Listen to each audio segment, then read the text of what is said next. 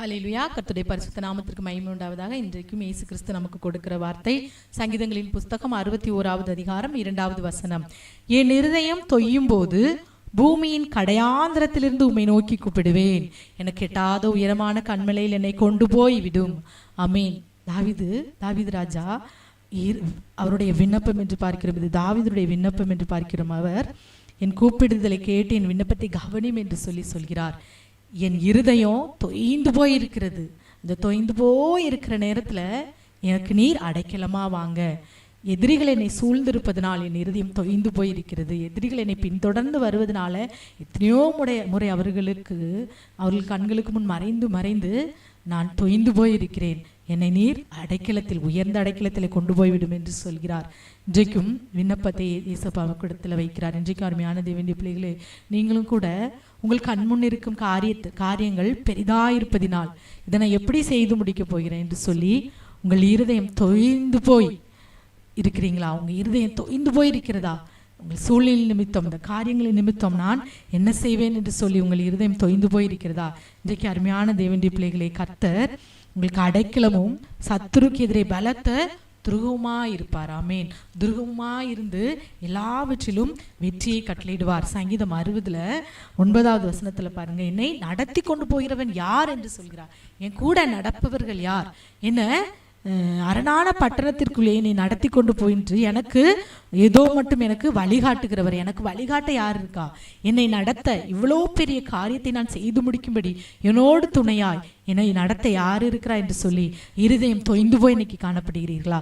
தாவீது ராஜாவும் அவருடைய வாழ்க்கையில் இப்படித்தான் சத்துருக்களினால் இருதயம் தொய்ந்து போனவராய் அநேக இடத்துல அவர் எனக்கு நீர் அடைக்கலமாய் வரும், எனக்கு துணையாயிரும், எனக்கு பலனாயிரும் என்று சொல்லி கர்த்தரை சார்ந்து காணப்பட்டார். இன்றைக்கும் அருமையான தேவனுடைய பிள்ளைகளை, அவர் அப்படி சார்ந்து காணப்பட்டதினால் கர்த்தர் தாவீதை அப்படியே விட்டு விடவில்லை. அவர் லைஃப் லாங் அப்படி ஓடிட்டே இருந்தார் இல்லை. அவர் ராஜ்யத்திலே அவரை அமர்த்தி ஆசீர்வதித்தார். உனக்கு இந்த ராஜ்ய பாரம் எப்பவும் இருக்கும் அப்படின்னு சொல்லி உன் சந்ததிக்கு அதனை கொடுப்பேன்னு சொல்லி பெரிய பெரிய ஆசீர்வாதங்களை எல்லாம் கர்த்தர் கொடுத்தார். 2 சாமுவேல் 22 வாசிங்க.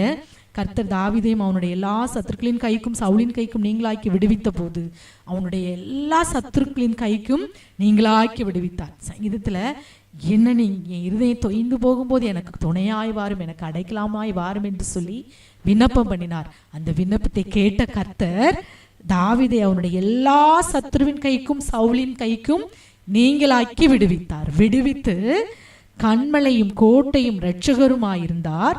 நம்பின துருகமும் கேடகமும் இரட்சண்ய கொம்பும் உயர்ந்த அடைக்கலமும் புகலிடமும் என் இரட்சகரும் வல்லடைக்கு நீங்களாக்கி ரட்சிக்கிறவருமாய் அவர் வாழ்க்கையிலே வெளிப்பட்டு சத்துருவின் கையிலிருந்து, அவனுடைய எல்லா சத்துருக்களின் கையிலிருந்து அவனை நீங்களாக்கி இருதயம் தொய்ந்து போய் கூப்பிட்ட அந்த தாவீதுக்கு இப்போது ஒரு திறந்த, ஒரு சமாதானமான, ஒரு உயர்வான அந்த ராஜ்ய பதவியை கொடுத்து ஆசீர்வதித்து வழி நடத்தி கூட இருந்து எல்லாவற்றையும் குறைவின்றி பாதுகாத்து அநேக ஆசீர்வாதத்தை கொடுத்தார்.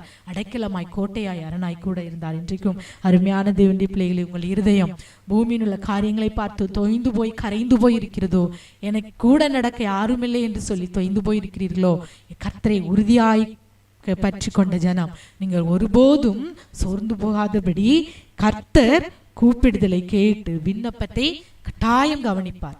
தாவீதின் விண்ணப்பத்தை கேட்டு ரட்சிப்பை கட்டளையிட்ட கர்த்தர் உங்களுடைய விண்ணப்பத்தையும் கேட்டு உங்கள் வாழ்க்கையிலும் ஒரு ரட்சிப்பை கட்டளையிட்டு ஒரு சந்தோஷமான வழியை கர்த்தர் கட்டாயம் திறந்தருளுவார். ஆகவே யாவரும் கண்களை மூடி ஜெபிப்போம். அப்பாவை ஸ்தோத்திரிக்கிறோம். இந்த வேளையிலும் இருதயம் தொய்ந்து போய் இலைக்கரித்து போய் ஜெபிக்கிற அப்பா, எனக்காக யார் பிணைப்படுவார்? என் கூட யார் நடப்பா?